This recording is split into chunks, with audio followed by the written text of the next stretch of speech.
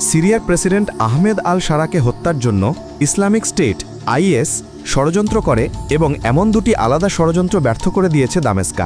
দুই জ্যেষ্ঠ কর্মকর্তার বরাত দিয়ে এই তথ্য জানিয়েছে বার্তা সংস্থা রয়টার্স। সূত্রগুলোর মধ্যে সিরিয়ার একজন জ্যেষ্ঠ নিরাপত্তা কর্মকর্তা এবং মধ্যপ্রাচ্যের একজন জ্যেষ্ঠ কর্মকর্তা জানান, গত কয়েক মাস ধরে সারার জীবন নিয়ে এই ষড়যন্ত্র করা হয়েছে এবং তা ব্যর্থ করে দেওয়া হয়েছে।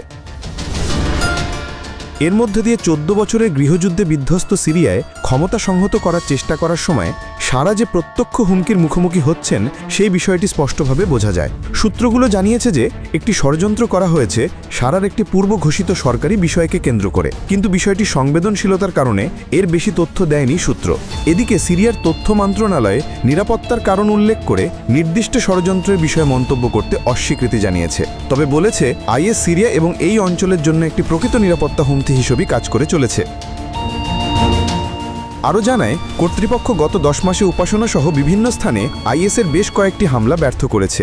এদিকে মন্ত্রণালয়ে এক বিবৃতিতে রয়টার্সকে জানায়, সিরিয়া তার জনগণকে রক্ষা করার এবং সকল ধরনের সন্ত্রাসবাদের বিরুদ্ধে লড়াই চালিয়ে যাওয়ার প্রতিশ্রুতি নিশ্চিত করে। সোমবার মার্কিন প্রেসিডেন্ট ডোনাল্ড ট্রাম্পের সঙ্গে হোয়াইট হাউসে দেখা করবেন প্রেসিডেন্ট আল শারা। সে সময় সিরিয়ার মার্কিন নেতৃত্বাধীন বৈশ্বিক ইসলামিক স্টেট বিরোধী জোটে যোগ দেওয়ার প্রস্তুতির মধ্যে এ ষড়যন্ত্রের খবর সামনে এলো।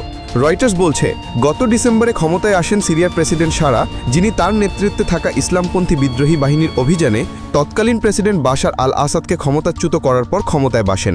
এরপর থেকে তিনি একজন মধ্যপন্থী নেতা হিসাবে নিজের ভাবমূর্তি তুলে ধরতে কাজ করছেন। তিনি আশা করেন ট্রাম্পের সঙ্গে আসন্ন বৈঠক সিরিয়ার দীর্ঘমেয়াদী পুনর্বাসন এবং পুনর্গঠনের জন্য আন্তর্জাতিক সমর্থনের দ্বার উন্মোচন করবে। Desk report 24 hour Bangla.